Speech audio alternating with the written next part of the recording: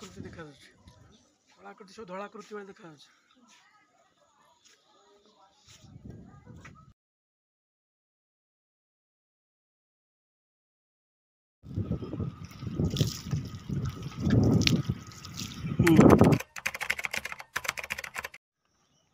मालिके जय जगन्नाथ। आपण मान समस्त को मो यूट्यूब चैनल जीवन लागे एका एका तरफ पवित्र पहली रजर हार्दिक हार्दिक अभिनंदन। गला काली मोर गोटे ब्लॉग्स वीडियो के लगी बड़ यूजर मान सब किसी नुहे, छोट यूजर मान ये सब बहुत बड़ खुशी। आम चिंता कलु कोणार्क जाए सेलिब्रेशन करूँ। आम बर्तमान अच्छु चंद्रभागा पूर्व जंगल भितर। पछटा गोटे काश्मीर फिल्म जंगल भाई देखा माने काश्मीर फिल्म गुंफा भाई देखा इंट्रोडक्शन वीडियो ये करा। आम से जोड़ी रुहतु देखु आम कड़े कड़े जाऊँ। मो सागे आज अच्छी कटापा एमती कर बाहुबली इले देखु। नेक्स्ट देखा चंद्रभागा। हेलो फ्रेंड्स, बर्तमान आम आसी पहुँचीचु चंद्रभागा बीच रे। सेपटे काना सोनू फोटो रील्स सुट कर लगी। गाड़ीटा पूरा बीच पाखक नहीं आस ये टिफिन कर सारे आम जीव कोणार्क बुले आम सहित जोड़ी रही था एमती भल पाइबा दौता। जय जगन्नाथ। सॉरी जय कोणार्क। मालिके आपण मैंने देखिपे ये भ्यूटा बैक कैमेरा दूसरी चंद्रभागा। ये जगह समस्ते बुड़ पकाती काटी कर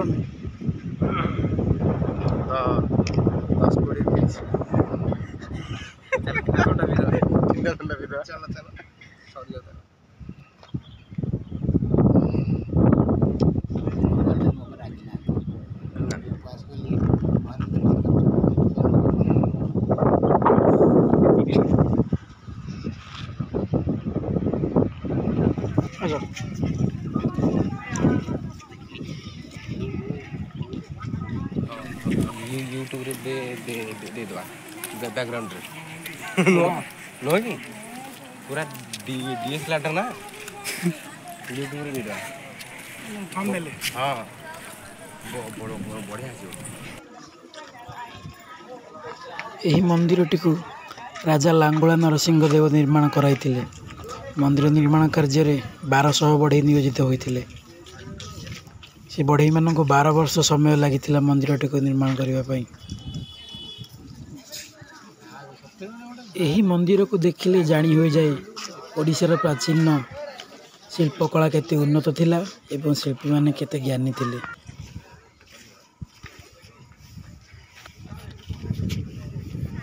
पारंपरिक प्रस्तर कारुकार्य क्षेत्र में ओडिशा को विश्व स्तर में परिचित कर कोणार्क मंदिर। विश्व स्तर में ओडिशार ना आसिले पुरीर प्रभु जगन्नाथ मंदिर एवं कोणार्क सूर्य मंदिर को ही बुझाए। कहुए मंदिर तले विशालकाय लुहाखंडटी थिला एवं मंदिर चूड़ारे एक विशाल चुंबकटी थिला। चुंबक एवं लुहार आकर्षण द्वारा मंदिरटी दृढ़ भाई मजबूत हो ठिया होइतिला। कोणार्कर आकाश मार्ग दे जे उड़ाजाहाज जाउतिला एवं चंद्रभागार समुद्र मार्ग जो पानी जहाज जाउतिला ऊपर लगी चुंबकटी से सबको निज आड़ आकर्षण करुला। किंतु भाग्यर विडंबना यह जे इंग्रेज शासन समय रे इंग्रेज माने से चुंबकटी को चोराई नहीं जाइछन।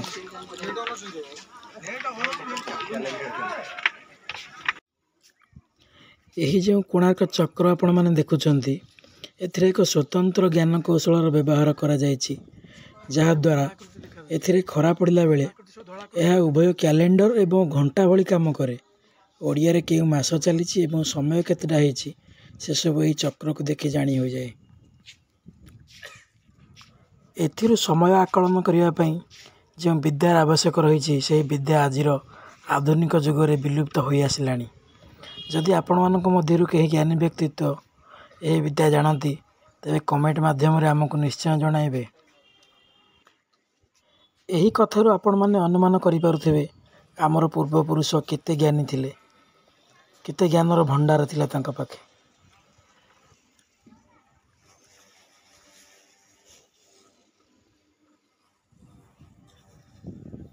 दुई जन कर्मचारी बगीचा साइज करने कार्य लगी मेसीन माध्यम घास साइज करुँच।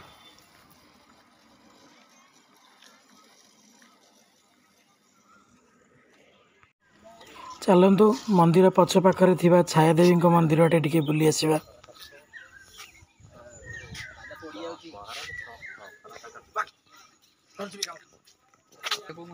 छायादेवी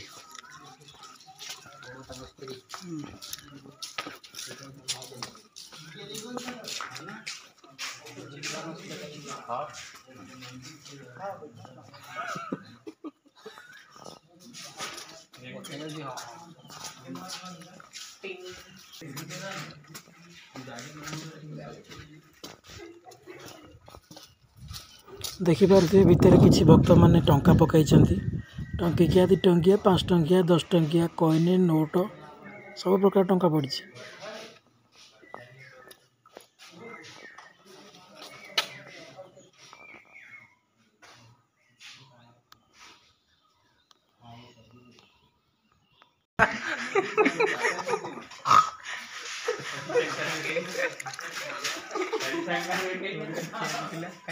हाय मिस्टर हाय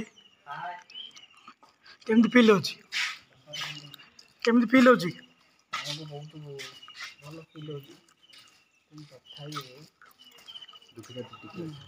एथर देखा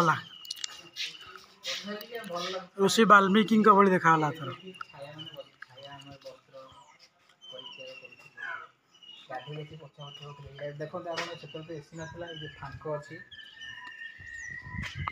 ओला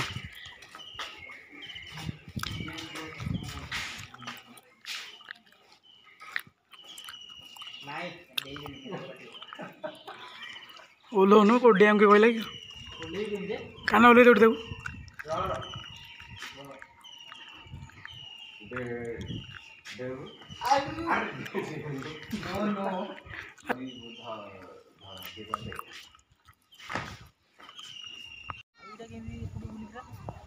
मुझे जो पिलादिने प्रथम कि कोणार्क बुलवाक आसी से मंदिर ऊपर को बहुत बाट जाए छाड़ुले तापर किसी वर्ष पर आसला बेलू ऊपर को छाड़िले ना केवल बारेंडा ऊपर को छाड़ुले एथरक आसला बेलू से बारेंडा ऊपर को भी क्या छाड़ूना जी देखिए बाहर तले ठिया देखिए जी।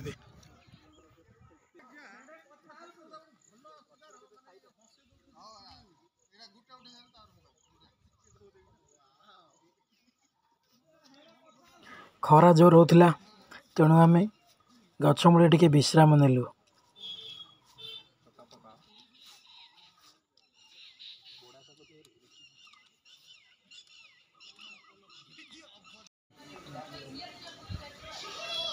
यही पत्थर टी ध्यान दे देखु एमती सेमती पत्थर नुहे यही पत्थर पाखे कान रखी ताकू नखरे आघात कले पत्थर प्रतिध्वनि सृष्टि हुए। पिलादिने बहुत थर करी किंतु एबे चारिपट बाड़ हो गला तो पाखक क्या छाड़ूना नियम उल्लंघन करवा ना चली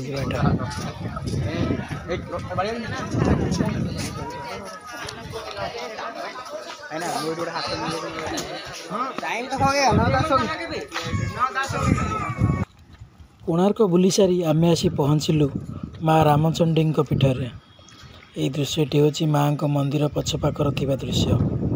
यही स्थान आम किछि मास तले एक वीडियो करूँ जो मैंने आम रेगुलर व्यूअर्स से मैंने देखि थे जो मैंने न देखी चैनल भीतर को जाई देखिपारे। खरा हो तेणु बेसी लोक एठार नहांती चलतु आम टे पानी पाखक जावा पानी गोटे विचित्र जीव उपर आम दृष्टि पड़ा चलतु ता पाखक जावा। जीवटी मुंड देखा माछ भाया माछर मुंड पाखे जमी जोड़े पक्षी थाए सेमती जोड़े पक्षी अच्छी लंबा साप पर आपण मैंने देखु कमेंट माध्यम जनातु से जीव देख बाबा तुम हारी ही कौन देखिबो माछडा बड़ा आ एडे बड़ देखु तू ओइथा पापा सापुआ माछ समुद्र माछ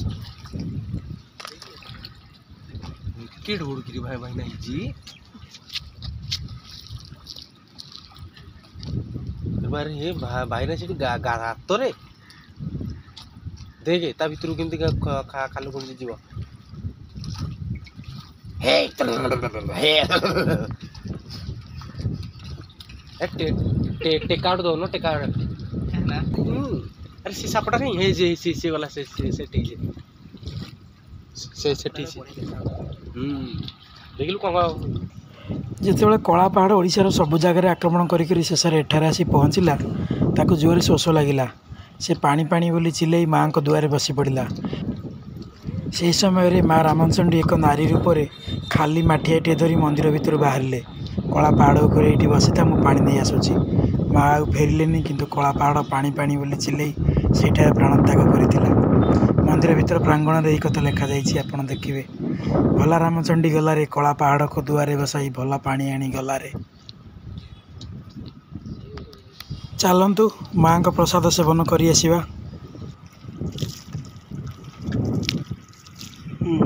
କୋଣାର୍କ ବୁଲି ସାରି ରାମଚଣ୍ଡୀଙ୍କ ମନ୍ଦିରରେ ଅଛୁ। ମାଆଙ୍କୁ ଦର୍ଶନ କଲୁ, ମନ୍ଦିର ଚତୁଃପାର୍ଶ୍ୱ ଦର୍ଶନ କଲୁ। ମାଆଙ୍କ ଅନ୍ନପ୍ରସାଦ ପ୍ରସ୍ତୁତ ଥିଲା, ଖାଇକିରି ବରଗଛ ମୂଳେ ଥଣ୍ଡା ପବନର ଆନନ୍ଦ ନେଉଛୁ। ତାପରେ ଯିବୁ ବେଲେଶ୍ୱର, ଯିବୁ ପଞ୍ଚମଣିଆ କପିଳେଶ୍ୱର ଯିବୁ। ଇଏ କ'ଣ सब नुआ ଆମ ସହିତ ଯୋଡ଼ିକି ରହିଥାନ୍ତୁ। ଆଗକୁ ଆଗକୁ ଦେଖିବା ଆଉ ଦର୍ଶନୀୟ ସ୍ଥାନ ଯିବା।